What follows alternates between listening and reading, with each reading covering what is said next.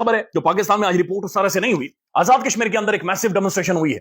आजाद कश्मीर के तमाम तर शहरों में, तमाम तर देहातों में, गांव में, बड़े बड़े सिटीज में, बाजारों में लोग निकले हैं, नौजवान निकले हैं और आज यौम हुकूक की कॉल थी जिस पर नौजवान निकले हैं। यानी मोटा मोटा उसका खुलासा यह है कि कश्मीर का नौजवान ये कह रहा है कि ठीक है, हम तुम्हारे नारे लगाएंगे, सीटियां मारेंगे, गाने शाने भी गाएंगे, ठीक है, प्रोटोकॉल देंगे, रोटियां शोटियां भी बनाएंगे, लेकिन हमें हमारे हुकूक दो। कश्मीर में पहली दफा ऐसा हुआ है कि एक मुनज़्ज़म तहरीक शुरू हो गई।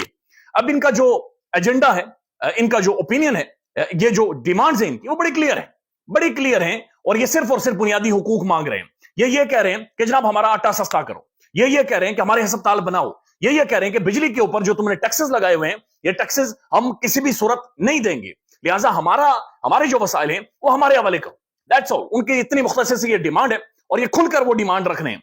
इससे पहले आपने देखा कि पाकिस्तान के अंदर बिलावल भुट्टो जरदारी ने कहा कि हम 300 यूनिट फ्री बिजली देंगे, हमजा शहबाज ने कहा 200 यूनिट देंगे, मरियम साहिबा ने कहा 400 यूनिट देंगे, और वो थोक के हिसाब से पाकिस्तान में यहां पर नारे लगाए जा रहे हैं कि बिजली फ्री देंगे।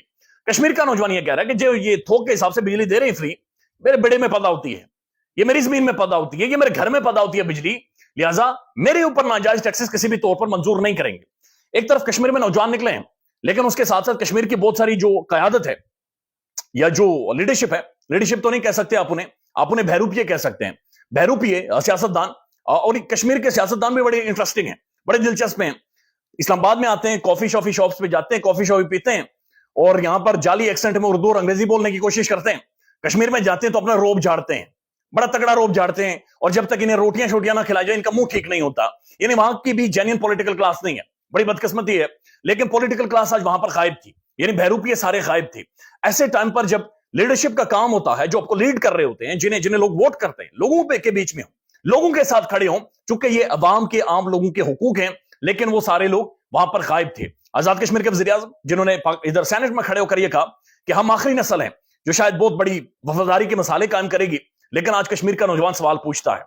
तो कश्मीर के वज़ीर आज़म ने ठीक ठाक कहा, यानी बिल्कुल जो जिस रास्ते से वो आए थे पार्लियामेंट के अंदर, वो रास्ता भी रात की तारीकी में खुलता है, और रात की तारीकी में पिछले दरवाजे से वो अंदर आए और पिछले दरवाजे से आकर ही उन्होंने मामलात को चलाया है। लेकिन वो ठीक कह रहे, आज कश्मीर का नौजवान सवाल पूछ रहा है और उसका सवाल बड़ा क्लियर है कि ऐसा नहीं हो सकता कि हम अपनी जिंदगी जाकर दुबई में शेखों के सामने या फिर बर्तानिया में या यूरोप में जाकर खर्च कर दें। हमें हमारे हुकूक दो, हमें जो हमारे वसाइल हैं वो हमारे हवाले करो। लेकिन यह खबर पाकिस्तान में जाहिर है उस तरह से रिपोर्ट बदकिस्मती से नहीं हो सकी। चूंकि और ज्यादा इंपॉर्टेंट चीज